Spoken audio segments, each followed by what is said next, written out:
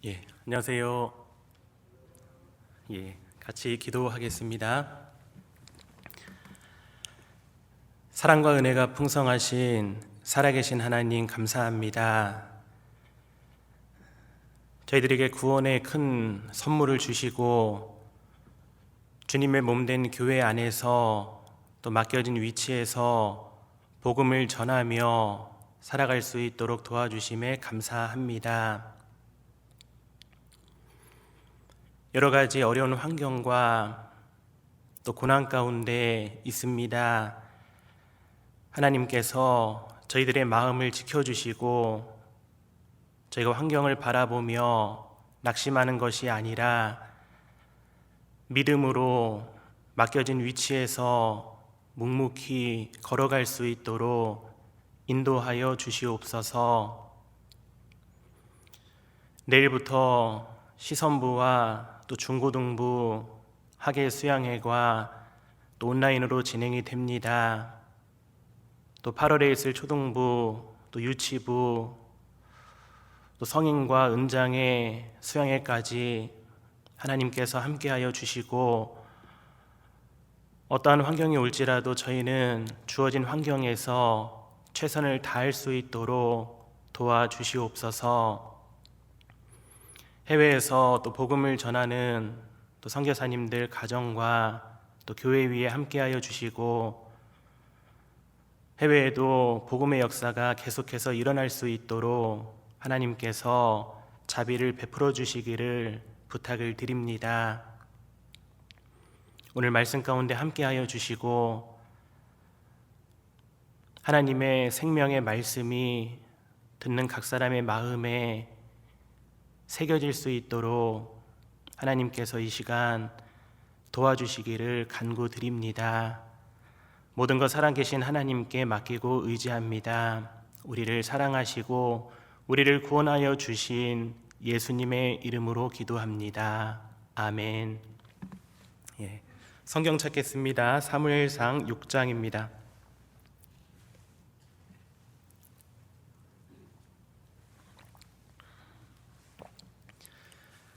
사무엘상 6장 1절 2절입니다. 사무엘상 6장 1절 2절입니다. 같이 읽어볼게요.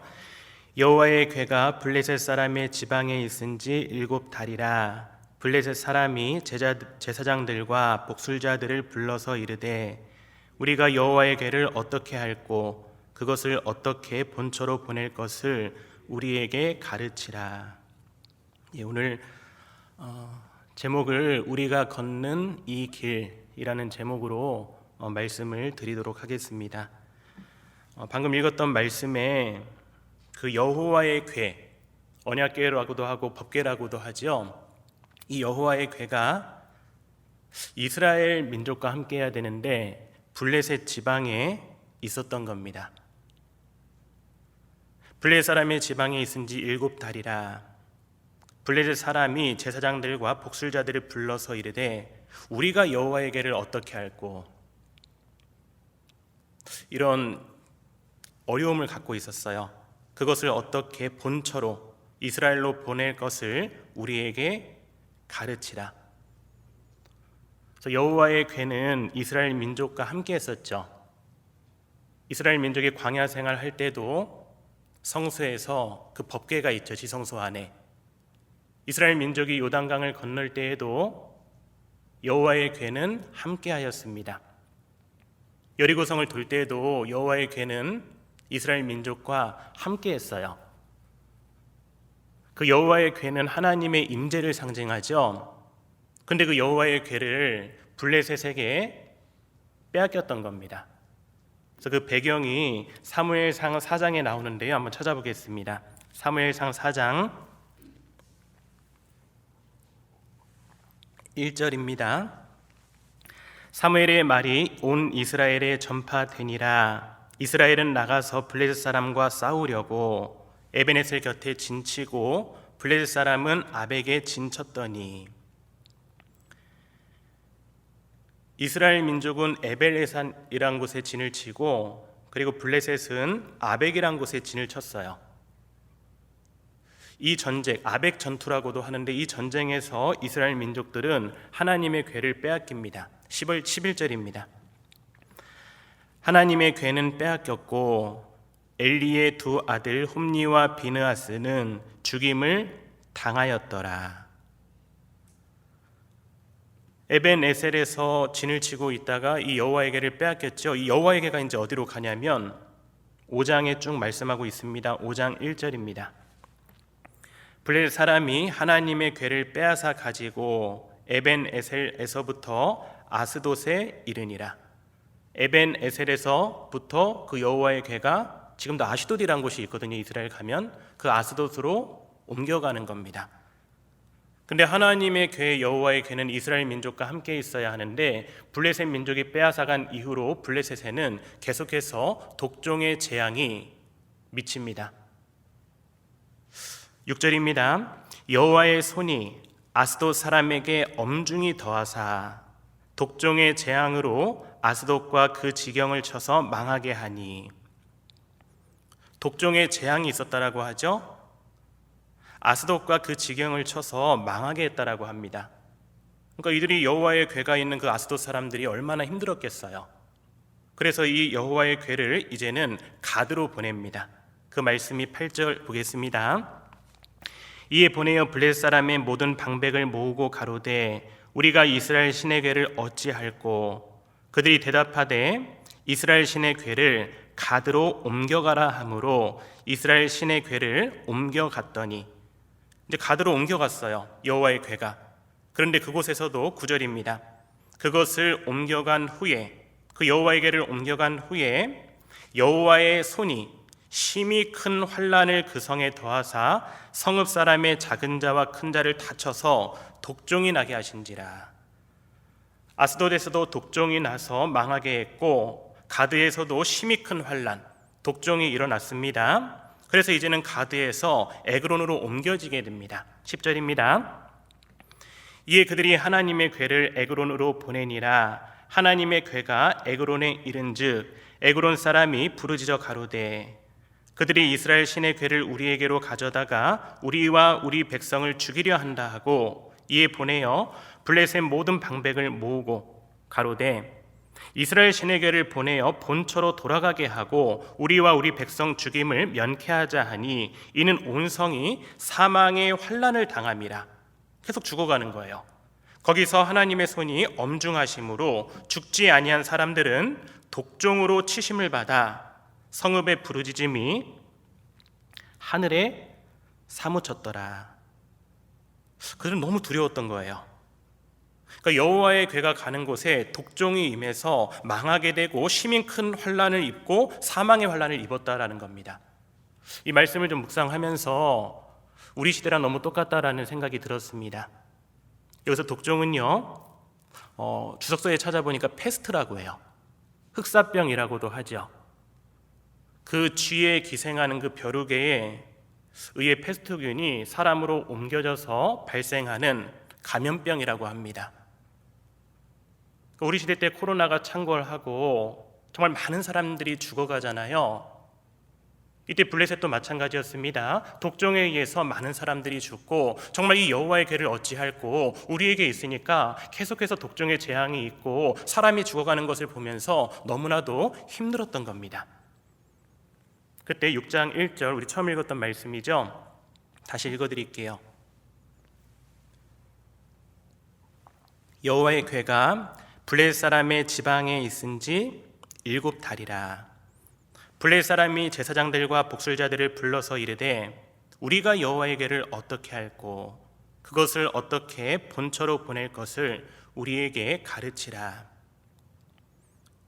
블레셋 사람들 참 마음 힘들었겠죠. 여호와의 궤를 어떻게 할꼬 빨리 이스라엘 땅으로 가야 되는데. 그때 여호와의 궤가 그 에그론에서 10절에 보면 에그론이 있잖아요. 5장 10절에 에그론에서 벳세메스까지 옮겨지게 됩니다. 그래서 여호와의 궤가 에그론에서 벳세메스까지 옮겨지는데 쓰임 받았던 동물이 무엇이냐면 암소 2마리예요. 오늘은 벳세메스까지 가는 그 암소 2마리, 그 가는 길을 생각해 보면서 정말 코로나로 창궐한 이 시대에 우리가 어떻게 살아야 하는지 말씀으로 교훈을 받아보려고 합니다. 6장 7절입니다. 그러므로 새 수레를 만들고 멍에 메어보지 아니한 젖나는 소 둘을 끌어다가 수레를 소에 메우고 그 송아지들은 떼어 집으로 돌려보내고 베세메스까지 가는데 그 멍에 메어보지 아니한 젖나는 소 둘을 끌어다가 라는 말씀이 있죠. 소는 정한 짐승입니다. 성경에서 소는 일꾼에 비유합니다. 여러분, 들소는요 크지요. 들소는 힘도 셉니다. 근데 들소는 거칠어요. 들소는 길들여지지 않습니다. 그러나 집소는 들소와 다르게 비록 들소보다는 작지만 길들여지고 주인에게 순종하는 것이 바로 집소입니다. 하나님은요, 교회 안에서도 정말 집소같이 말씀에 순종하는 그러한 사람들을 사용하시는 거예요. 여기 사무엘상 6장 표시해 두시고 욥기 39장 찾아보겠습니다. 욥기 39장 9절입니다.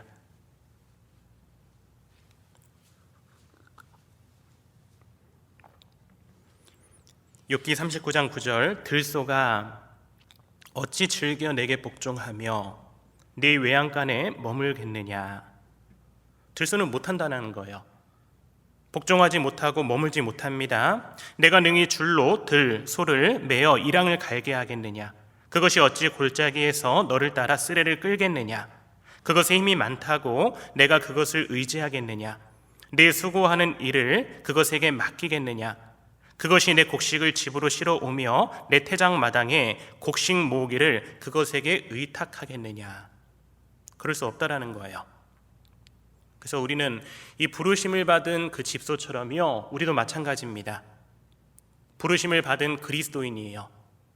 하나님께 부르심을 받은 그리스도인들은 자기에게 맡겨진 일, 자기에게 맡겨진 사명을요 묵묵히 수행하는 거예요. 욥기 1장 14절에 보면 이런 말씀이 있습니다. 소는 밭을 갈고 나귀는 그 곁에서 풀을 먹는데 라는 말씀이 있어요. 소는 밭을 갈아요. 일합니다. 묵묵히 할 일을 해요. 목적이 있습니다. 근데 나귀는요, 그 곁에서 풀을 먹고 즐기는 거예요. 마치 우리 시대 같지 않습니까? 코로나 시대에도 사람들이 온통 마음이 먹고 마시고 사고 팔고 여행하고 오직 그것에 마음이 빼앗겨 있죠. 쾌락만을 위해서 사람들은 살아갑니다. 근데 우리 그리스도인들은 어떻습니까? 먹고 마시고 해야겠죠. 그러나 그것보다 더 큰 우리의 목적이 있기 때문에 그것을 위해서 살아가고, 사람들은 오늘 먹고 죽자 하지만 우리는요 정말 주님 만날 그날을 생각하면서 이 선택받은 이 암소 두 마리처럼 묵묵히 걸어가지 않습니까? 이 암소 두 마리는 부르심을 받았어요. 근데 암소에게 다 얹혀진 게 있어요. 그게 뭐냐면 멍에입니다. 우리 본문 말씀 돌아가겠습니다. 사무엘상 6장 7절입니다. 그러므로 새 수레를 만들고 멍에 메어 보지 아니한 젖나는 소 둘을 끌어다가 수레를 소에 메우고, 젖나는 소 둘을 하나님께서 부르셨죠. 그런데 멍에 메어 보지 아니한 젖나는 소라고 돼 있어요. 멍에를 메어 보지 않았던 겁니다. 멍에가 뭔지 아시죠? 그 수레를 끌기 위해서 소의 목에 이렇게 길게 구부러진 막대를 말합니다. 그 수레와 그 멍에가 이제 줄로 연결이 돼가지고 수레를 쫙 끌지 않습니까? 근데 이 소는요 멍에를 한 번도 끌어본 적이 없었다라는 거예요. 한번 생각해 보십시오. 처음 메어본 멍에가 얼마나 불편했겠습니까? 그런데 주인이 메어졌기 때문에 맨 거예요. 멍에를 맨 소는 주인을 알아봅니다. 이사야 1장 3절에 보면요, 소는 그 임자를 알고라는 말씀이 있죠. 소는 임자를 알아봅니다. 주인을 알아봅니다. 우리는요, 그리스도인도 주인을 알아보죠. 예수 그리스도가 나의 주님이 되셨잖아요. 주인이 되셨잖아요. 그 하나님의 능하신 손 아래서 살아가라고 나에게도 메어진 멍에가 있다라는 거예요. 그 멍에는 주님이 메어주셨습니다. 그 멍에를 맬 때 주인에게 완전히 붙잡히는 거예요. 예레미야 애가 3장 찾아보겠습니다. 예레미야 애가 3장 27절입니다.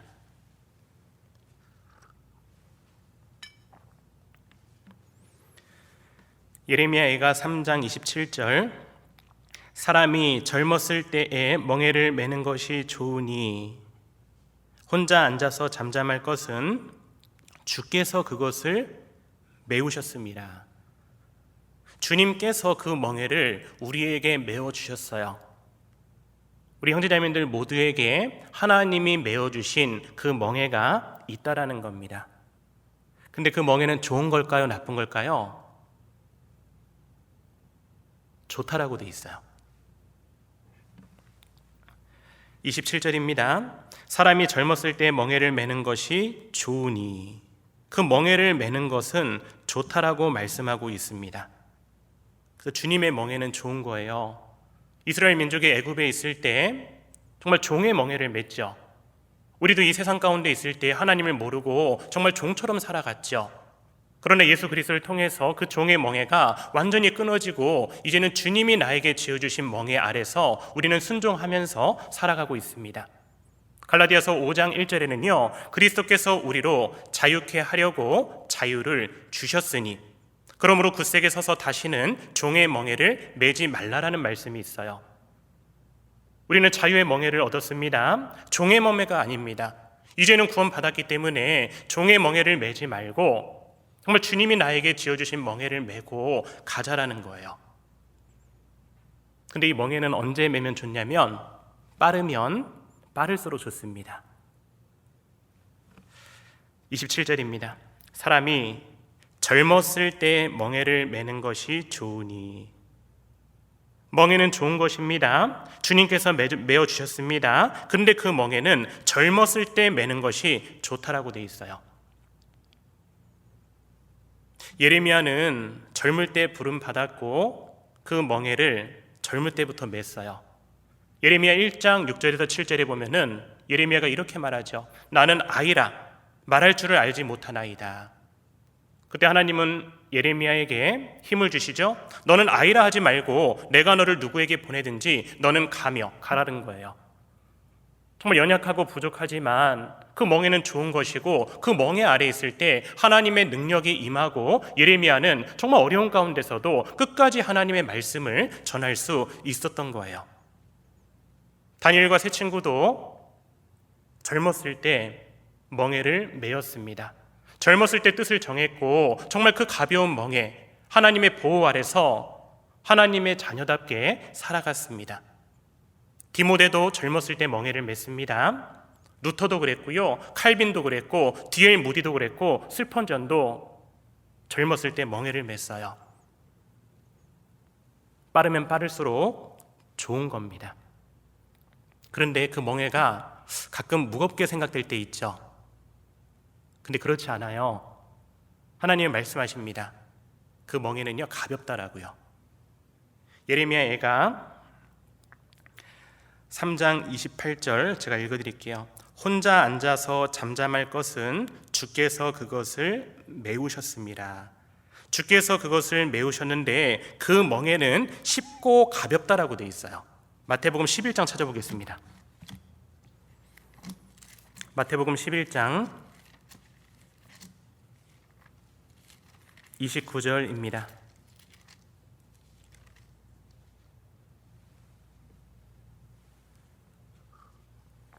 나는 마음이 온유하고 겸손하니 나의 멍에를 메고 내게 배우라. 그러면 너희 마음이 쉼을 얻으리니 이는 내 멍에는 쉽고 내 집은 가벼움이라 하시니라. 하나님이 우리에게 메어주신 그 멍에는 쉽다라고 했어요. 그리고 멍에 달려가지고 그 짐도 가볍다라고 말씀하고 있습니다. 언제 쉽고 언제 가벼울까요? 정말 주님의 사랑을 내가 알고 주님의 그 첫사랑, 구원받은 그 사랑이 내 마음에 풍성히 거했을 때, 주님을 사랑하는 마음이 있을 때 그 멍에는 쉽고 가벼울 거예요. 야곱이 그랬죠. 야곱은 라헬을 사랑했습니다. 야곱이 라헬을 연애하는 까닭에 7년이면 긴 시간이죠. 며칠같이 여겼다고 했어요? 수일같이 여겼더라라는 말씀이 있죠. 사랑에는 힘이 있습니다. 주님을 사랑하면 그 멍에가 너무나도 쉽고 짐은 가벼운 거예요.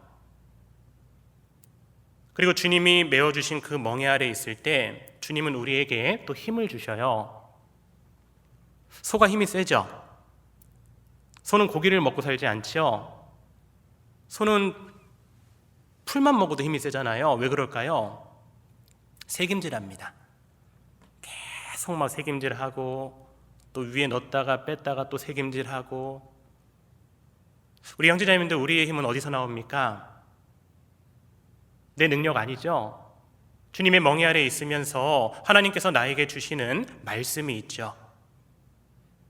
힘들고 지칠 때, 멍에가 무거워졌을 때, 무겁다고 생각했을 때 하나님이 주신 주일 말씀이 있고, 하나님께서 주신 부서 말씀이 있고, 하나님이 주신 수요 말씀이 있고, 그 말씀을 통해서 우리는 힘을 얻고 그 말씀을 읽으면서 묵상하면서 우리는 주님의 사랑을 계속 또 마음에 부어 넣고 새기고 하면서 걸어가는 거잖아요. 그 말씀이 없으면 정말 멍에가 버겁고 짐이 무거울 거예요. 그래서 주님의 멍에는 쉽고 가볍다라는 겁니다. 그리고 주님은 우리를 아시죠? 우리가 감당할 짐만 허락하셔요. 그렇지 않습니까? 한번 돌아보십시오. 정말 살아가는 인생 가운데 고난 가운데 살아가신 분들 많잖아요. 근데 돌아보면은 감당할 수 있었기 때문에 하나님께서 나에게 메어 주셨구나. 지나고 나면 그런 생각이 들지 않습니까? 그리고 필요할 때는 주님께서 내 멍에를, 내 짐을 대신 짊어지시고 함께 가시는 거예요. 그 중동에서 송아지를 길들일 때 그 어미소에 다 멍에를 얻는데, 그리고 짐을 갖다가 끌게 하는데 그 어린 소 있죠. 어린 송아지는 그 멍에 옆에 어린 송아지를 들고 그 엄마 송아지, 엄마소를 따라가게 해요. 그러니까 엄마소는 그 수레를 끌면서 얼마나 힘들겠어요. 근데 그 어린 송아지는 엄마만 졸졸 따라다니면서 어떻게 그 멍에를 끄는지 그것을 배우는 겁니다. 우리의 신앙생활도 마찬가지죠. 그 주님의 온유와 겸손의 멍에를 메고 주님께 배워가는 것이 우리의 신앙생활이지 않습니까? 마태복음 11장 29절입니다.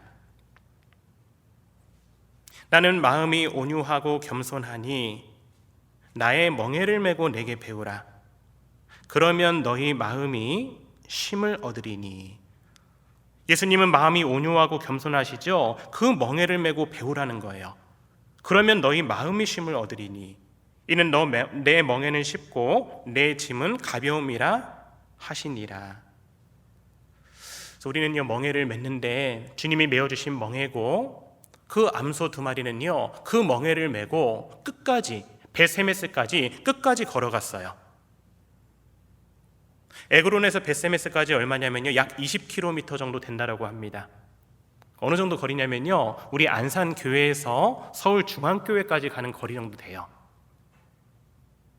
우리가 자동차를 타고 가면 가깝지만 그 암소 2마리가 정말 멍에를 메고 여호와의 궤를 싣고 가는 그 길이요 얼마나 길게 느껴졌겠어요.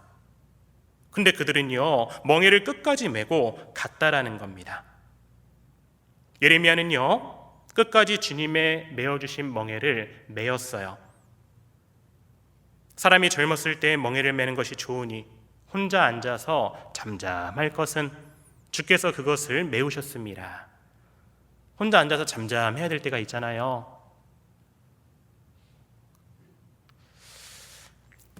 그렇게 멍에를 메고 두 암소가 벳세메스까지 가는데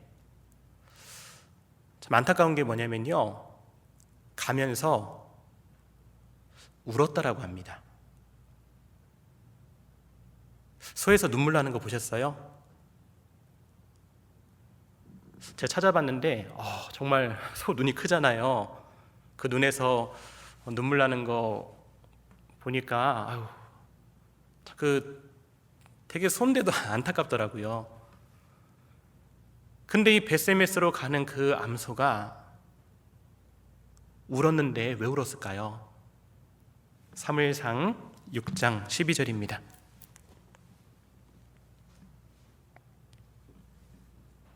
사무엘상 6장 12절. 암소가 벳세메스 길로 바로 행하여 대로로 가며 갈 때에 울고라고 했죠. 울고. 왜 울었냐면요, 7절입니다.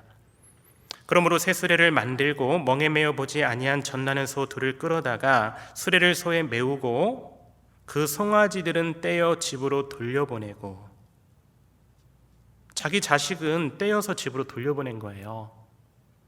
그 송아지들은 떼어서 집에 돌려보낸 겁니다. 10절입니다. 그 사람들이 그같이 하여 젖나는 소 둘을 끌어다가 수레를 메우고 송아지들은 집에 가두고. 모성애가 있잖아요. 자식들을 가두고 떼어놓고 그 엄마가 벳세메스까지 정말 묵묵히 가야 될, 그러면서 흘리는 눈물, 한번 생각해 보셨습니까? 그 이별의 길을 가야 할 때 흘리는 눈물, 정말 슬프잖아요. 최근에 그 짐 엘리엇, 그 에콰도르의 그 와다니족에게 복음을 전했던 짐 엘리엇 선교사, 그 영화의 한 부분을 좀 봤거든요. 근데 한 부분이 참 마음에 남습니다. 그 짐 엘리엇이 그 아들과의 대화인데요, 그 와다니족은 상당히 포악하고 사람도 죽이고 합니다. 아빠에게 물어보는 거예요. 아빠, 그곳에 갈 때 와다니족이 아빠에게 위협하고 아빠를 죽이려 하면은 아빠는 총을 쏠 건가요? 물어봐요. 그때 짐 엘리엇은 이렇게 말합니다. 그럴 수 없단다. 왜냐하면 우리는 구원을 받았고 천국 갈 준비가 됐지만 그들은 하나님을 모르고 준비가 되지 아니하였단다라고 말해요. 짐 엘리엇은 에콰도르로 갔습니다. 와다니족을 만났습니다. 결국에는 정말 젊은 인생 가운데 마침표를 찍고 죽게 돼요. 근데 그 마지막 장면이요, 그 창에 찔려가지고 있는데 그 짐 엘리엇이 총을 갖고 있었거든요. 총을 쏠 수 있었어요. 그러나 쏘지 않고 하늘을 향해서 쏩니다. 그리고 마지막 한 말이 뭐냐면 바로 아들이 그 짐 엘리엇 아빠에게 했던 말이었어요. 아빠, 혹시 그들이 위협하면 아빠 이렇게 말하세요 하면서 그들의 언어를 아빠에게 알려줘요. 내용이 이렇습니다. 나는 당신의 친구입니다. 진정한 친구. 짐 엘리엇이 나는 당신의 친구입니다. 진정한 친구, 그 얘기했을 때 아들이 생각났을 거예요. 그래, 아들이 그 말을 하라고 했는데 그 말을 하면서 그 마음이 얼마나 아팠겠습니까? 내 자식을 두고 떠나야 하는 그 길, 그래도 정말 영혼이 중요하기 때문에 당신은 나의 진정한 친구라고 했던 그 엘리엇의 마음, 정말 아팠을 거예요. 아브라함도 그랬다라는 생각이 듭니다. 하나님은 내 사랑하는 독자 이삭을 바치라고 하죠. 아브라함은 이삭을 데리고 모리아 땅까지 3일 길을 가죠. 정말 묵묵히 가다가 그 사랑스러운 그 아들이 얘기하잖아요. 아빠, 번제할 양은 어디 있냐고, 그 번제할 제물은 어디 있냐고, 하나님께 드릴 제물은 어디 있냐고 아빠에게 물어보죠. 그때 아브라함이 그러잖아요. 하나님께서 준비하실 거라고. 그러면 생각해 보셨습니까? 그때 걸어가면서 3일길을 걸어가면서 자식과의 헤어지는 그 아빠의 마음, 그 얼마나 아팠을까요?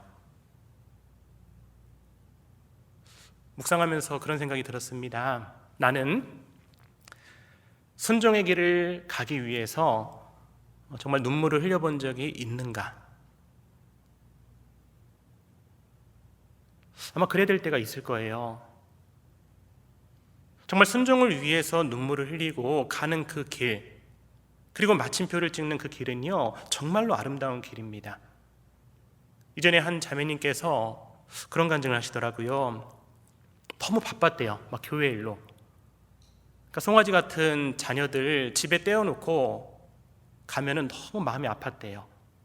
그래도 교회 일이 바쁘고 복음의 역사가 일어나고 내가 해야 할 일이 있기 때문에 그 아이들 집에 가둔 것처럼 놔두고 갔대요.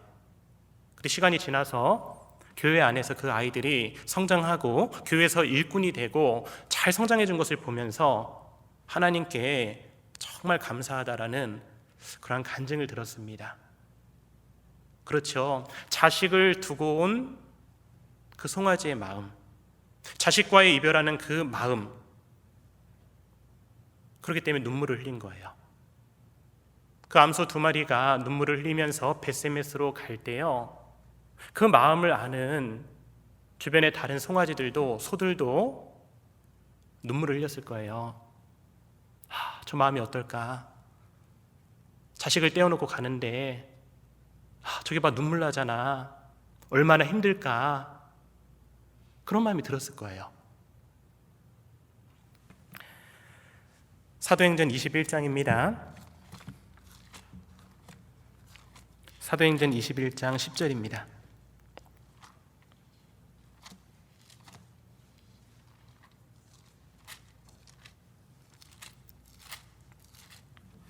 사도행전 21장 10절. 여러 날 있더니 한 선지자 아가보라 하는 이가 유대로부터 내려와 우리에게 와서 바울의 띠를 가져다가요, 자기 수족을, 자기 손과 발을 잡아 매고 말하기를, 성령이 말씀하시되 예루살렘에서 유대인들이 이같이 이 띠 임자를 결박하여, 사도 바울을 결박하여 이방인의 손에 넘겨주리라 하거늘. 우리가 그 말을 듣고 그곳 사람들로 더불어 바울에게 예루살렘으로 올라가지 말라 권하니, 바울에게 권한 거예요. 예루살렘으로 올라가면은 죽습니다. 이방인의 손에 넘겨줄 겁니다. 13절입니다. 바울이 대답하되 너희가 어찌하여 울어 내 마음을 상하게 하느냐? 나는 주 예수의 이름을 위하여 결박받을 뿐 아니라 예루살렘에서 죽을 것도 각오하였노라 하니. 사도 바울은 다른 것이 아니었죠. 주 예수의 이름을 위하여 예루살렘에서 죽을 것도 각오하고 걸어갔던 거예요. 그 사도 바울의 마음을 동역자들은 알았겠죠. 함께 울었던 겁니다. 가지 마소서, 올라가면 안 됩니다. 함께 우는 거예요. 골고다 언덕을 걸어가시는 그 예수님의 눈물, 그 복음성가에 이런 가사가 있어요. 주님이 흘린 눈물은 십자가의 무거움이 아니라오. 우리의 무지함을 아파하시며 흘리신 눈물이었소. 주님이 흘린 눈물은 십자가의 아픔이 아니라 정말 구원받지 못한 그 사람들의 무지함을 아파하시며 흘리신 눈물이라는 거예요. 우리도 그 예수님의 마음을 알죠. 우리도 그리스도의 심장을 갖고 있죠. 그렇기 때문에 정말로 내 사랑하는 사람이 지옥 갈 영혼이면은 정말 마음이 아파서 함께 울잖아요. 그 마음이 어디서 나옵니까? 주님도 그 마음을 갖고 주님도 눈물을 흘리셨기 때문에 나도 구원받았고 나도 정말 주님의 마음으로 정말 눈물을 흘리지 않습니까? 벳세메스로 가는 소는 눈물을 흘렸어요. 주변의 많은 소들도 함께 눈물을 흘렸을 겁니다. 그런데 정말 그 긴 여정이 끝나는 그날 그 눈물을 닦아주신다라고 하나님께서 우리에게 약속하셨습니다. 요한계시록 7장 17절에는요, 하나님께서 저희 눈에서 모든 눈물을 씻어주실 것이다라고 말씀하셨어요. 모든 눈물이에요. 정말 새끼 때문에 흘린 눈물, 자녀 때문에 흘린 눈물, 주 예수의 이름을 위하여 흘린 그 사도 바울의 눈물, 그 동역자들의 눈물, 그 영혼을 위해서 흘린 예수님의 눈물, 그리고 그 마음을 갖고 있는 우리들의 눈물,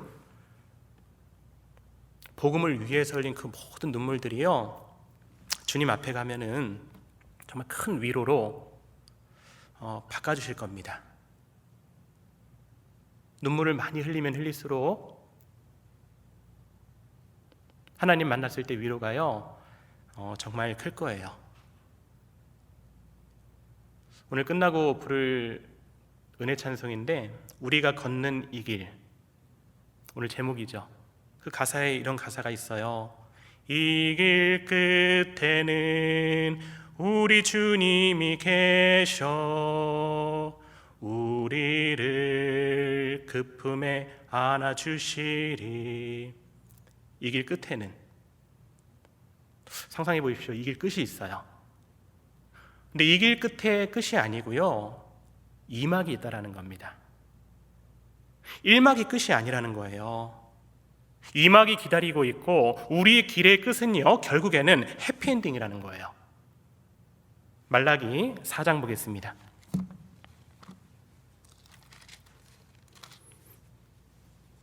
말라기 4장 2절입니다.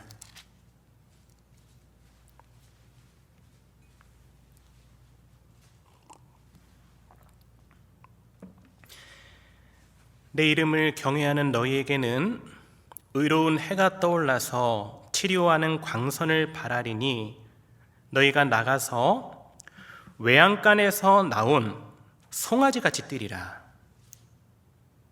우리의 1막이 외양간이에요. 이 세상을 외양간으로 비유해 본다면요, 정말 외양간 밖으로 나온 그 넓은 초장은 우리에게 적용해 본다면 또 천국이 될 수 있죠. 정말 2막에서는요, 외양간에서 나온 송아지같이 막 뛰는 거예요. 그리스도인은요, 천국에서 막 펄쩍펄쩍 뛰면서 즐거워할 거예요. 그러한 소망이 있기 때문에 묵묵히 걸어가는 겁니다. 포기하고 싶죠. 주저앉고 싶죠. 그런데 목적이 있고 소망이 있기 때문에 끝까지 나아가는 거예요. 마음이 힘들 때도 있습니다. 흔들릴 때도 있습니다. 우리 형제자매님들 많이 힘드시죠? 왜 어려움이 없겠습니까? 저 마음도 흔들리고 요동치고 정말 이제 포기하고 싶고 그럴 때가 많잖아요. 그러나 이 벳세메스로 가는 암소는요, 좌우로 치우치지 않았다고 했어요. 사무엘상 6장입니다. 사무엘상 6장 12절입니다.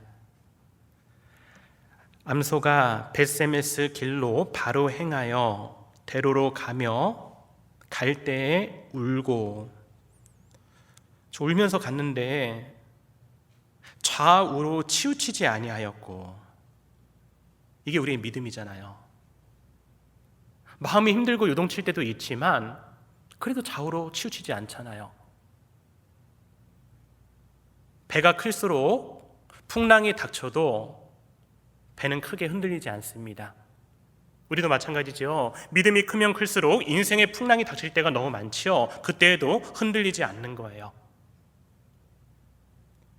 형제자매님들, 우린 다 연약해요. 예수님도 이 세상에 육신의 몸을 입고 오셨죠. 사람의 몸을 입고 오셨기 때문에 예수님도 육신의 몸으로 봤을 때는요, 연약한 거예요. 내가 받을 고난을 알고 나아가는 건 쉽지 않잖아요. 예수님께서 뭐라고 하십니까? 할만하시거든 이 잔을 내게서 지나가게 하옵소서라고 말씀하시죠. 그러나 내 뜻대로 마옵시고 오직 아버지 뜻대로 해달라고 간구하지 않습니까? 육신에 있는 동안은 마음이 흔들릴 때가 있는 거예요. 내 뜻이 올라올 때가 있는 거예요. 그러나 그것보다 믿음이 더 크기 때문에 믿음으로 우리는 이기고 나아가는 겁니다. 마태복음 26장 한번 찾아서 읽어볼게요. 39절입니다. 마태복음 26장 39절입니다. 조금 나아가사 얼굴을 땅에 대시고 엎드려 기도하여 가라사대 내 아버지여, 예수님이 기도죠. 할만하시거든 이 잔을 내게서 지나가게 하옵소서. 이런 마음이 있는 거예요. 근데 그러나가 믿음이죠. 그러나 나의 원대로 마옵시고 아버지의 원대로 하옵소서 하시고, 예수님은 좌로나 우로나 치우치지 않았어요.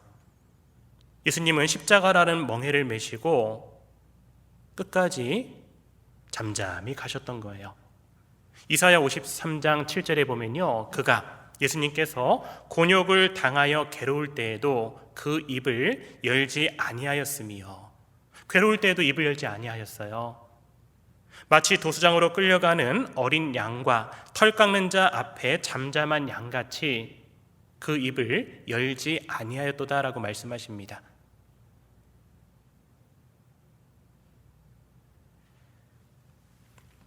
예수님은 사단의 속삭임에서도 좌로나 우로나 치우치지 않고 십자가의 길을 가셨습니다.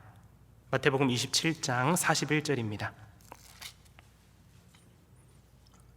마태복음 27장 41절. 그와 같이 대제사장들도 서기관들과 장로들과 함께 희롱하여 가로되, 예수님을 희롱하는 거예요. 저가 남은 구원하였으되 자기는 구원할 수 없도다. 저가 이스라엘의 왕이로다. 지금 십자가에서 내려올지어다. 그러면 우리가 믿겠노라. 정말 사단이 그 대제사장, 서기관, 장로들을 이용해가지고 예수님을 희롱하고 예수님을 흔드는 거예요. 그 마음을요. 그러나 예수님은요, 치우치지 않았습니다. 그 십자가에서 묵묵히 내가 해야 할 일을 하셨다라는 거예요. 예수님은 본을 보여주셨습니다. 믿음의 선진들도 정말 요동칠 때가 있죠. 그러나 믿음이 성장하면서 크게 요동치 않는 거예요. 다윗이 그랬어요. 다윗은 연약했어요. 시편 찾아보겠습니다. 시편 62편.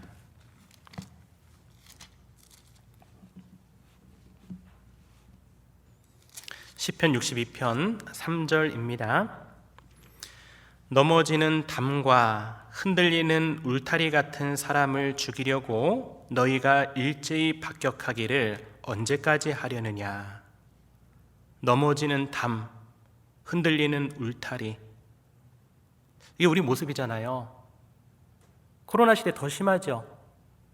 정말 넘어지는 담처럼, 흔들리는 울타리처럼 내 마음이 계속 흔들리고 내 마음에 갈등이 되고 너무 연약하잖아요. 성경에 완벽한 사람 없죠. 사람은 다 부족합니다. 연약합니다. 질그릇입니다. 시편 13편 4절에 보면요, 내가 요동될 때라는 말씀이 있어요. 다윗의 간증입니다. 다윗이 요동할 때가 있었던 거예요. 좌우로 치우치고 싶은 그 마음이 올라올 때가 너무 많았던 겁니다. 왜 없겠습니까? 우리는 없습니까? 우리도 많잖아요. 그렇기 때문에 하나님을 바라보는 거예요. 벳세메스로 가는 암소 2마리가 그 벳세메스를 바라보면서 묵묵히 가면서 좌로나 우로나 치우치지 않았던 것처럼요, 다윗도 하나님을 바라봤어요. 62장 1절입니다. 나의 영혼이 잠잠히 하나님만 바라며 나의 구원이 그에게서 나는도다. 정말 연약하고 요동할 때가 있고 포기하고 싶으니까 하나님만 바라보게 되는 거예요. 믿음이 성장하면서 이제는요 크게 요동치지 않았다라고 말씀하고 있습니다. 2절입니다. 오직 저만 나의 반석이시오 나의 구원이시오 나의 산성이시니 내가 크게 요동치 아니하리로다. 비록 넘어지는 담과 흔들리는 울타리 같은 연약한 그런 다윗이었지만 하나님만 바라보고 하나님만 나의 반석이고 나의 구원이고 나의 산성이라고 믿음으로 나아갔을 때 내가 요동쳐요. 그러나 크게 요동치 않았다라고 말씀하고 있습니다. 많이 요동치십니까? 하나님만 바라봐야죠. 우리가 그 믿음이 있잖아요. 주저앉아 있습니까? 하나님 바라보고 나의 구원 되신 하나님 바라보고 다시 일어나야 되지 않겠습니까? 환경 때문에 주저주저하고 있습니까? 모든 것이 합력하여 선을 이루시는 분이 하나님이죠. 좋은 일도 있고 나쁜 일도 있습니다. 코로나도 있고 여러 가지 상황이 있어요. 그러나 합해져서 선을 이루시는 분, 가장 좋은 것으로 주시는 하나님이 계시기에 우리는요 묵묵히 나아가야 돼요.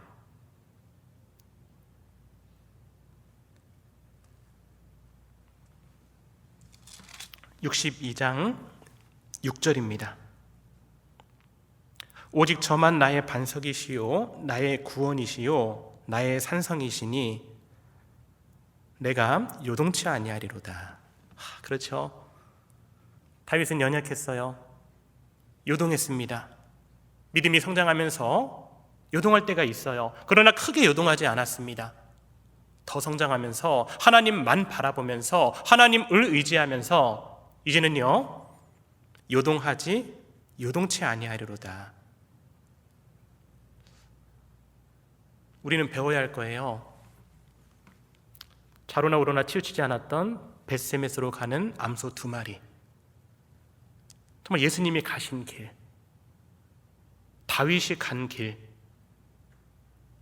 그 여호수아에 보면은 그 가나안 정복을 앞두고 이제 모세에 이어서 여호수아가 지도자가 됩니다. 여호수아는 참 부담이 컸을 거예요. 내가 어떻게 모세처럼 잘할 수 있을까? 모세는 정말 최고의 지도자였죠. 모세 오경을 기록했고 하나님과 대면한 사람이었잖아요. 그런 여호수아는 너무나도 부담이 컸지만 하나님은요 그 여호수아에게 힘을 주시죠. 마음을 강하게 하고 담대히 하고 좌로나 우로나 치우치지 말라고 하죠. 왜냐하면 내가 너와 함께하기 때문이에요. 근데 그 말씀은요 여호수아에게만 주신 말씀이 아니죠. 우리는 영적 싸움을 하고 있습니다. 눈으로 보이는 그런 싸움이 아니라 영적 싸움이 더 중요한 거예요. 그 여호수아에게 하셨던 말씀은요 우리에게도 하신 말씀이고 우리에게 그 말씀을 통해서 하나님은 큰 힘을 주실 거예요. 여호수아 찾아보겠습니다. 1장입니다. 여호수아 1장 6절입니다.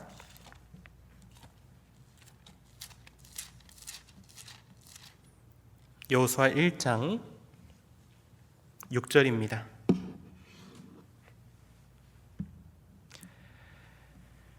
마음을 강하게 하라, 담대히 하라. 우리 시대 때 꼭 필요한 말씀이에요. 마음을 강하게 하라, 담대히 하라. 너는 이 백성으로 내가 그 조상에게 맹세하여 주리라 한 땅을 얻게 하리라. 오직 너는 마음을 강하게 하고 극히 담대히 하여. 우리는요 극히 담대히 하여야 할 그런 시대에 살고 있습니다. 나의 종 모세가 내게 명한 율법을 다 지켜 행하고 그리고 좌로나 우로나 치우치지 말라. 그리하면 어디로 가든지 형통하리니. 이 율법책을 내 입에서 떠나지 말게 하며 주야로 그것을 묵상하여 그 가운데 기록한 대로 다 지켜 행하라. 그리하면 내 길이 평탄하게 될 것이라. 내가 형통하리라.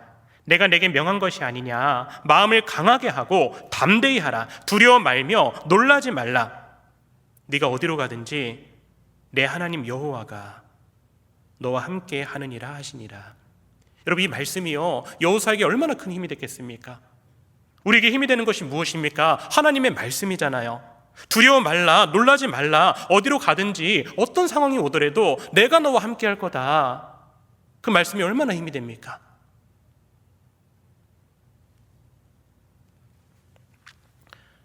코로나로 너무 걱정해서요, 내 할 본분을 잊고 목적을 잊고 살아가면 안 되겠죠. 가정에서 해야 될 일이 있고, 일터에서 해야 될 일이 있고, 좀 학교에서 해야 될 일이 있고, 우리 교회 안에서 우리가 해야 될 일이 있잖아요. 환경 탓하면서 마음까지 멀어지면 안 되잖아요. 온라인으로 하더라도 우리의 중심을 보시는 하나님께 의지하면서, 하나님, 저희 담대히 나아가겠습니다. 이제 학예수양회가 시작하는데 하나님, 저희도 하나님 의지하고 담대히 하겠습니다. 상황이 어려워도 저희들 하겠습니다. 저희들 좌로나 우로나 치우치지 않겠습니다. 그런 마음들이 모였을 때요, 하나님이 역사하지 않겠습니까?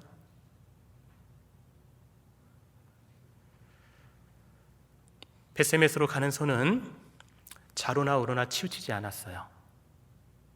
그리고 본문 말씀 사무엘상 6장입니다. 6장 7절입니다. 그러므로 새 수레를 만들고 멍에 메어 보지 아니한 젖나는 소 둘을 끌어다가, 소 한 마리가 아니고 2마리였어요. 여러분, 벳세메스까지 혼자 가라면 막막했을 거예요. 혼자 송아지를 띄워놓고 그 눈에는 눈물을 흘리면서 참 좌로나 우로나 치우치지 않고 나아가는 거 쉽지 않았을 거예요. 근데 2마리가 함께 하는 거예요. 2마리가 함께 했을 때 얼마나 큰 위로가 됐겠습니까? 서로 흘리는 눈물만 바라보고 서로 마음 알았겠죠. 힘들군요. 나도 힘들어요. 그러나 우리 묵묵히 갑시다. 이 멍에를 메고 우리가 할 일이 있기 때문에 묵묵히 갑시다. 서로 흘리는 그 눈물이요, 정말 서로에게 메시지가 되고 서로에게 큰 힘이 됐을 거예요. 오늘 찬송 우리가 걷는 이 길, 그 2절에 보면요, 우리는 함께 이 길을 선택한 형제 자매요, 영원한 주의 나라의 백성이기에 서로 도우며 서로 손을 잡아주며 이 길을, 그렇죠, 함께 걸어갑시다. 함께 걸어가는 겁니다. 빨리 가고 싶다면요, 혼자 가도 돼요. 근데 멀리 가기 위해서는요, 함께 가야 됩니다. 우리는 복음에 올인한 사람들이잖아요. 주님 오시는 날까지, 우리 생에 마치는 날까지 우리는 목적을 가지고 끝까지 가야 되죠. 그렇기 때문에 하나님은 교회를 허락하셨고, 나와 같은 처지에 있는 형제 자매님들을 허락하셨고, 많은 눈물을 흘리는 것을 보면서 우리는요, 함께 기도해주고 함께 힘을 주면서 함께 나아가죠. 그게 교회잖아요. 가끔 체육대회 하면 2인 삼각 해보셨어요? 막 그 2명이서 이렇게 발을 갖다 매가지고 막 달려가잖아요. 그 중에 보면 꼭 키 크신 분이랑 제일 작은 분이랑 작게 노는 경우가 있어요. 어떤 분은 정말 다리 힘이 강하고, 어떤 분은 정말 약한 분도 계시고, 어떤 분은 성격이 너무 급해요. 빨리 가고자 해요. 어떤 분은 좀 느려요. 교회도요, 다 다르죠. 그러나 2인 삼각은요, 목적지가 똑같아요. 그리고 하나로 묶어 놓았습니다.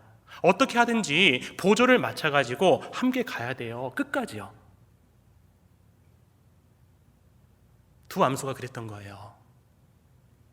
멍에를 메고 서로의 마음을 읽으며 목적지까지 묵묵히 가는 겁니다. 빌립보서 1장 찾아보겠습니다. 빌립보서 1장 27절입니다.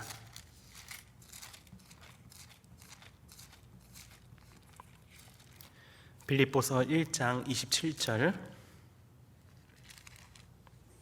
오직 너희는 그리스도 복음에 합당하게 생활하라.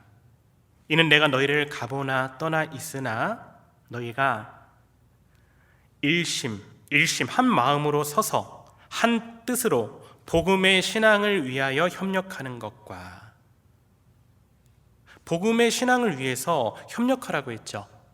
소 두 마리가 협력해서 함께 갔던 것처럼 복음의 신앙을 위해서 우리가 함께 가야 되는 겁니다. 다 생각이 달라요. 그래도 함께 가는 거예요. 왜냐하면 주님 안에서, 주님의 몸된 교회 아래 우리는요 지체로 하나잖아요.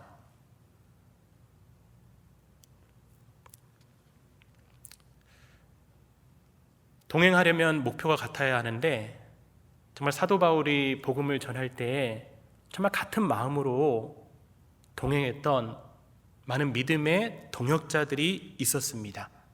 그들이 함께했기 때문에 사도 바울은요 1차, 2차, 3차 전도여행까지, 또 로마에까지 복음을 전할 수 있었던 거예요. 만약에 혼자 했다면, 옆에 동역자가 없었다면 이방인들에게 그렇게 복음을 전할 수 없었을 거예요. 빌립보서 2장입니다. 22절.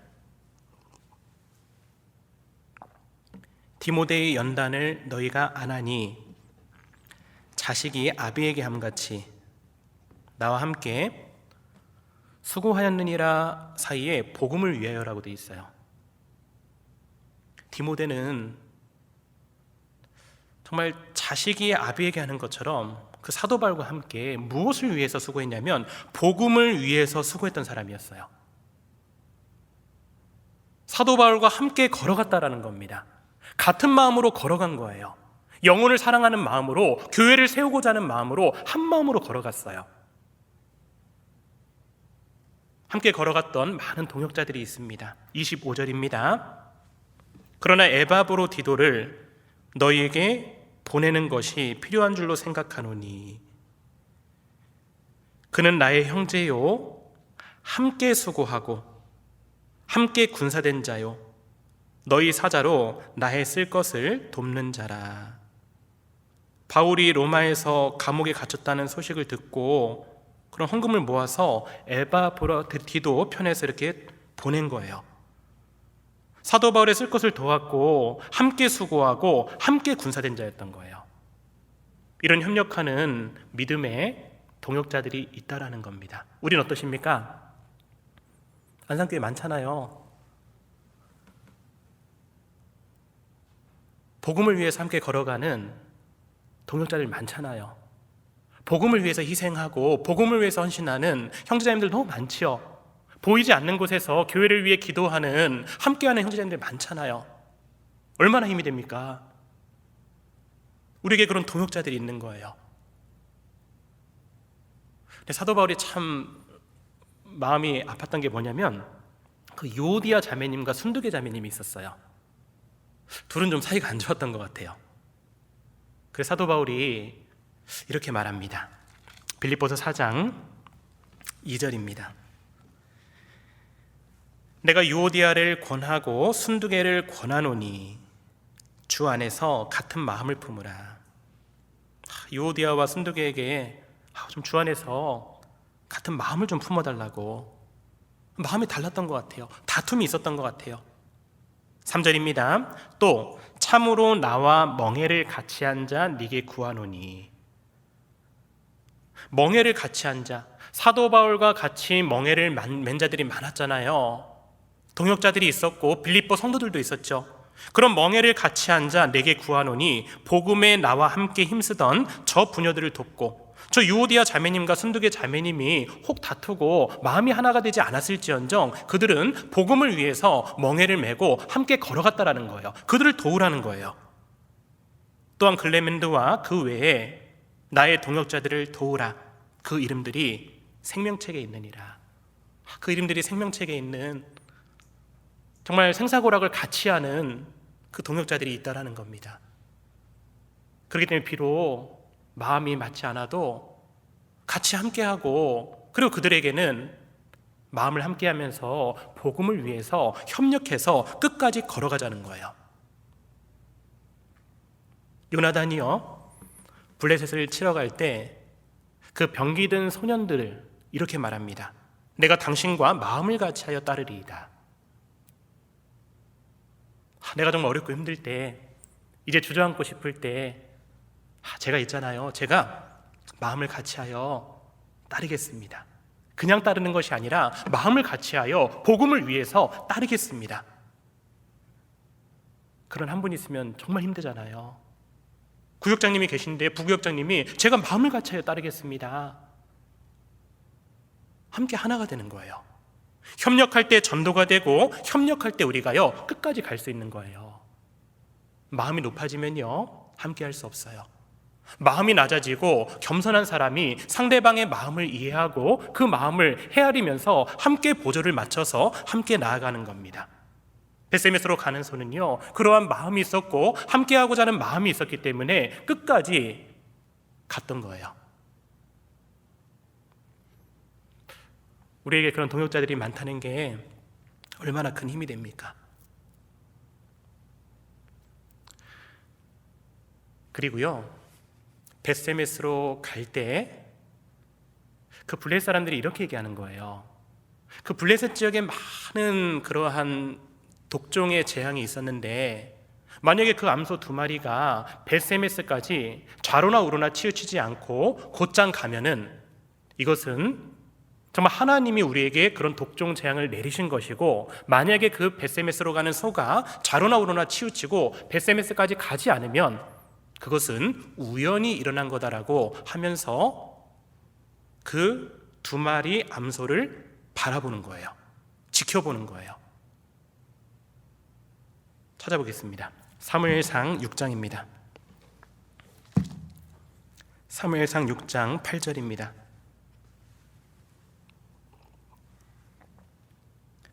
여호와의 궤를 가져다가 수레에 싣고 속건제 드릴 금 보물은 상자에 담아 궤 곁에 두고 그것을 보내어 가게 하고 보아서 궤가 그 본 지경길로 올라가서 벳세메스로 가면, 만약에 그 암소 2마리가 정말 벳세메스까지 곧장 가면은요 이 큰 재앙, 블레셋 지역에 내렸던 재앙은 그가 우리에게 내린 것이요 하나님이 내렸다라는 거예요. 만약에 그렇지 아니하면, 벳세메스까지 가지 못하면 우리를 친 것이 그 손이 아니요 우연히 만난 것인 줄 알리라. 벳세메스로 가는 소를 이방인들이 주목했던 거예요. 이걸 통해 우리가 교훈받아 볼 게 뭐냐면요, 우리도 마찬가지입니다. 세상 사람들은 우리를 주목해요. 직장에서도 우리를 주목하고 주변의 가족들도 우리를 주목하고 정말 끝까지 잘 가나, 정말 믿음이 있는가 보는 거예요. 보통 그런 얘기 많이 하죠. 믿는다는 사람들이 왜 그래 이런 말 하잖아요.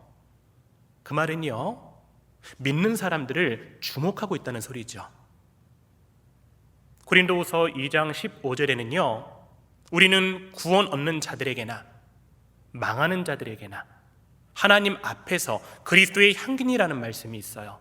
그렇죠. 구원 얻는 자들에게나 망하는 자들에게나 우리는요 하나님 앞에서 그리스도의 향기입니다. 이 벳세메스로 가는 2소는요 그 향기를 나타내면서 갔던 거예요. 이 벳세메스로 가는 소는요 뭐 그런 나쁜 마음들이 없었겠습니까? 뭐 고집도 있고 여러 가지 있었을 거예요. 근데 그것을 다 뒤로 하고 많은 사람들, 이방인들이 주목하기 때문에 하나님의 그 궤를 들고 묵묵히 가는 거예요. 우리도 마찬가지죠. 우리 구원받기 전에 어땠습니까? 다 이제 간증 들으면요 막 이렇게 막 한성질 하셨어요. 다들 보면요 정말 들소처럼 누구 말도 듣지 않고 그냥 마음대로 살았잖아요. 가난한 자도 무시하고 사치하면서 방종하면서 살았죠. 아모스 4장 찾아볼게요. 아모스 4장 1절입니다.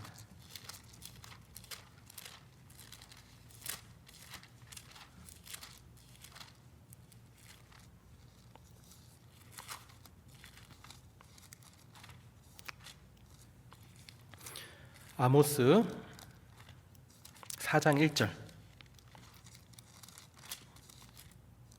보시면 이렇게 말씀하고 있죠. 사마리아 산에 거하는 바산 암소들아, 이 말을 들으라. 너희는 가난한 자를 학대하며 궁핍한 자를 압제하며 가장에게 이르기를 술을 가져다가 우리로 마시게 하라 하는도다.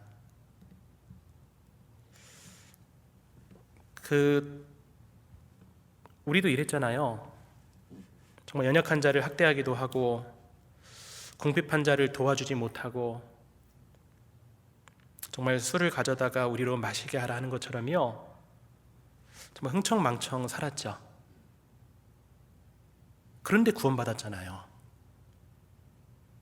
출애굽기 21장 29절에는요 소는 본래 받는 버릇이 있다라고 돼 있어요. 그 암소 2마리가 가면서 포기하고 싶고 에이 모르겠다고 한마디 하고 싶은 마음도 올라왔을 거예요. 우리는 어떻습니까? 그런 게 없습니까? 사라졌습니까? 아니잖아요. 올라올 때 있죠. 그러나 이전과 지금은 다르잖아요.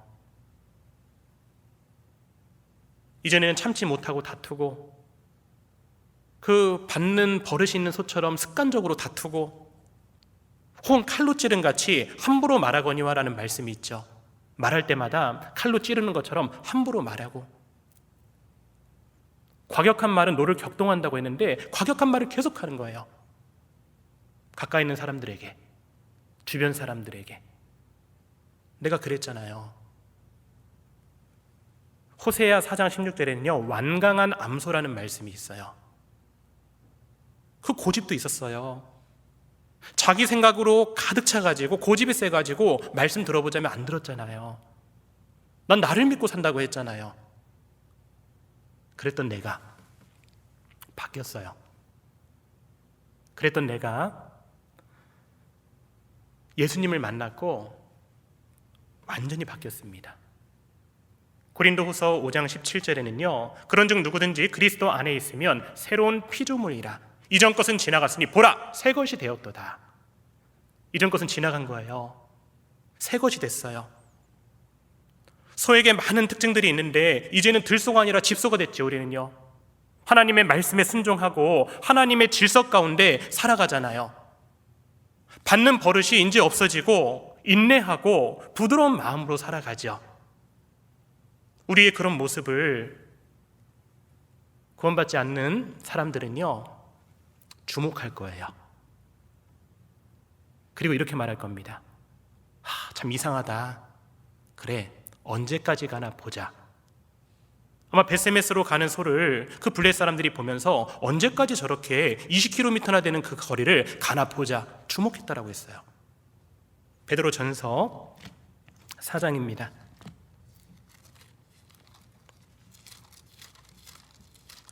베드로 전서 4장 3절입니다.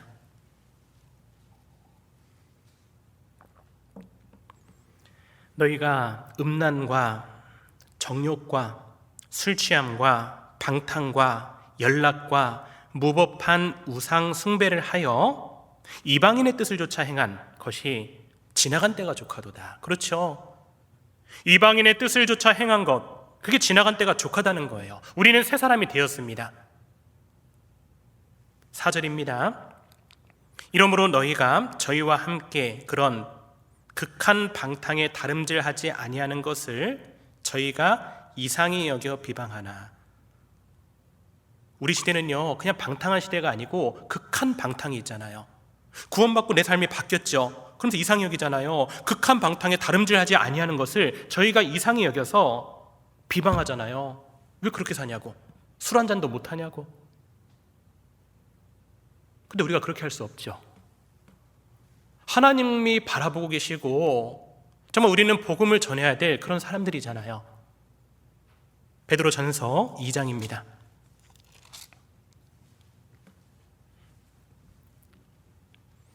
너희가 이방인 중에서 행실을 선하게 가져. 이방인 중에서 행실을 선하게 가지라고 말씀하셨고, 너희를 악행한다고 비방하는 자들로 하여금 같이 들이받지 말고 너희 선한 일을 보고 건고하시는 날에 하나님께 영광을 돌리게 하려 함이라.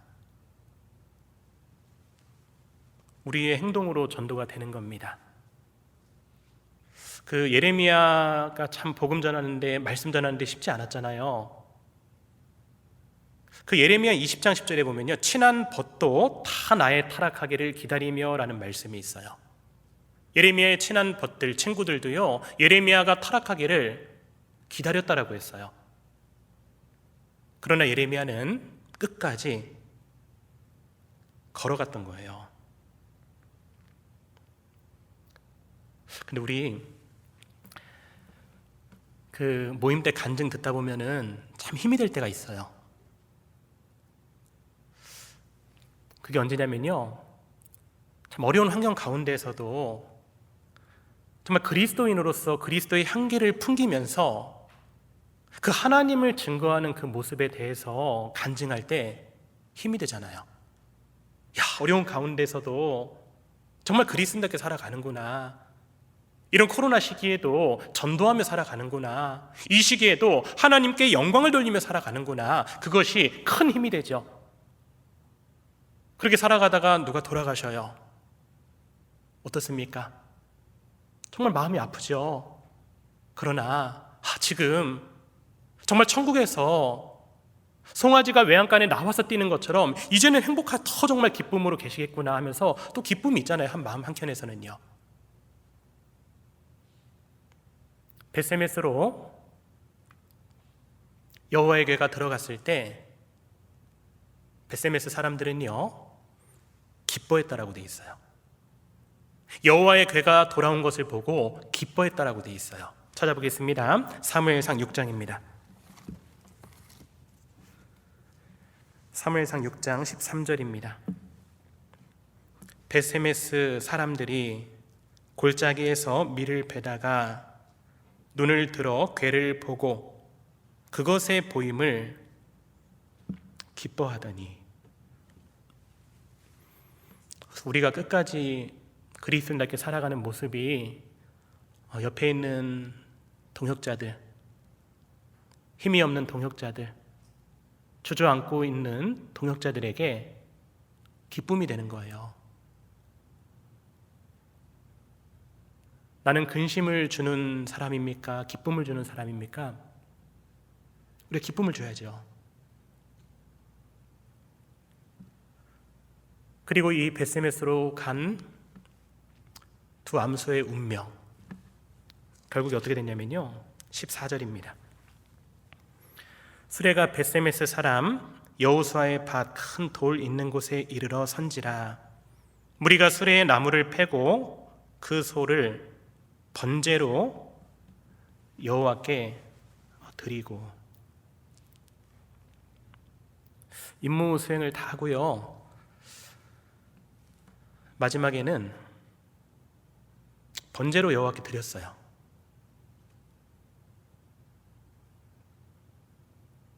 이 모습이 얼마나 아름답습니까? 이 소는 또 예수님을 예표하잖아요. 예수님도 이 땅에 정말 종의 모습으로 오셔서 우리에게 가장 필요한 것이 대속물임을 아시고 예수님은 십자가의 길을 가셨고, 그리고 마지막에 자신을 들이시고 다 이루었다 하시고 돌아가셨죠. 그리고 끝이 아니었습니다. 예수님은 부활하셨습니다. 예수님은 승천하셨습니다.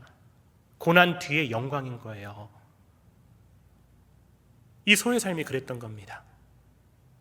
에베소서 5장 찾아볼게요.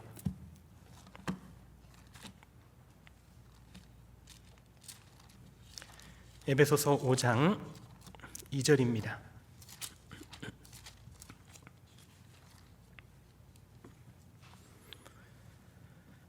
그리스도께서 너희를 사랑하신 것 같이 너희도 사랑 가운데서 행하라. 그는, 예수님은 우리를 위하여 자신을 버리사, 나 같은 죄인을 위해서, 우리가 원수되었을 때, 우리가 아직 죄인 됐을 때에 자신을 버리셨던 예수님, 하나님이 우리에게 대한 그 사랑을 확증하신 예수님, 자신을 버리사 향기로운 제물과 생축으로 하나님께 드리셨느니라. 우리도 이렇게 살아가면 얼마나 좋겠어요. 마가복음 10장 45절에는요, 인자가 온 것은, 예수님이 이 땅에 온 것은 섬김을 받으려 함이 아니라 도리어 섬기려 하고 자기 목숨을 많은 사람의 대속물로 주려고 오셨다라는 말씀이 있습니다. 섬김을 받는 것이 아니라 많은 사람을 위해서 대신 돌아가신 거예요. 그 예수님의 크신 사랑을 깨달은 사도 바울도 묵묵히 그 길을 가면서 이렇게 간증하잖아요. 나의 달려갈 길과, 각자 달려갈 길이 있죠. 각자 걸어가야 될 길이 있죠. 주 예수께 받은 사명, 주 예수께 받은 사명이 있죠. 곧 하나님의 은혜의 복음 증거하는 일을 마치려 하면은 나의 생명을 조금도 귀한 것으로 여기지 아니하노라. 사도 바울은 그렇게 살았습니다. 예수님을 3번 부인했던 베드로, 정말 열정으로 예수님을 따르겠다라고 했던 그 베드로도 예수님을 부인하죠. 그리고 베드로는 얼마나 힘들어했습니까? 그런데 예수님은 다시 베드로에게 오셔서 기회를 주시죠. 야, 네가 나를 사랑하느냐? 예전 같았으면요, 당연하지 예수님, 그랬을 텐데 그렇게 말하지 않잖아요. 내가 주를 사랑하는 줄 주께서 아시나이다. 사도 바울은 예수님의 사랑을 깨닫고 나서 정말 복음을 위해서 끝까지 달려갑니다. 끝까지 그 길을 갑니다. 요한복음 21장입니다.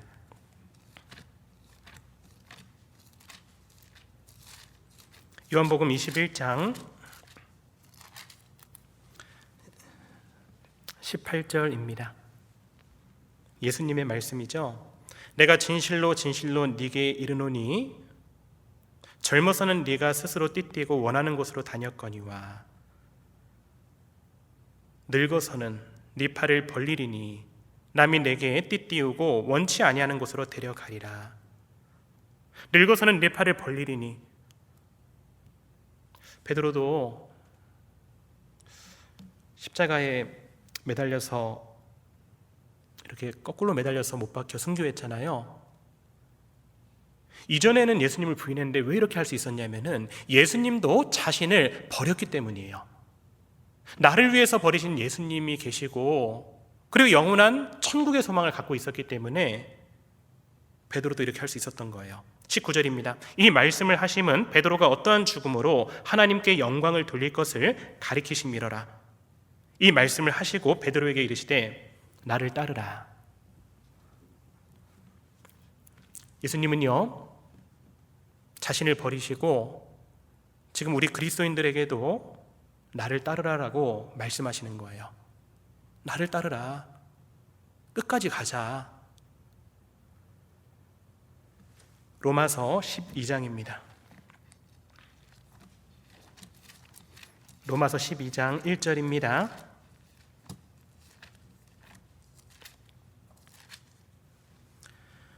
그러므로 형제들아, 내가 하나님의 모든 자비하심으로 너희를 권하노니 너희 몸을 하나님이 기뻐하시는 거룩한 산 제사로 드리라.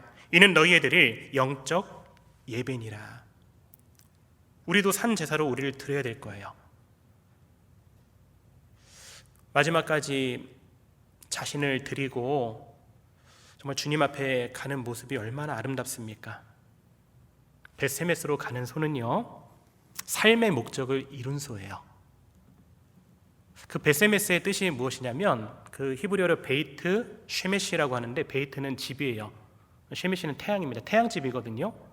그쪽에 이제 태양신을 숭배해가지고 거기가 벳세메스라는 이름으로 이렇게 됐는데, 그걸 좀 우리에게 한번 제 개인적으로 적용을 해봤어요. 아, 그렇구나. 태양과 같은 하나님, 그것을 향해서 걸어가는 것, 그게 가장 바른 길이고 지름길이고 안전한 길이고 생명길이고 우리에게 허락하신 길이라는 거예요. 그래서 벳세메스로 가는 소의 길은 바로 우리가 걷는 이 길입니다. 그래서 오늘 말씀 정리할게요. 우리가 걷는 이 길이라는 제목으로 말씀드렸습니다. 두 암소는 부르심을 받았어요. 그리고 멍에를 맸습니다. 멍에를 메고 가는데 정말 자식을 띄워놓고 왔기 때문에 눈물을 흘렸어요.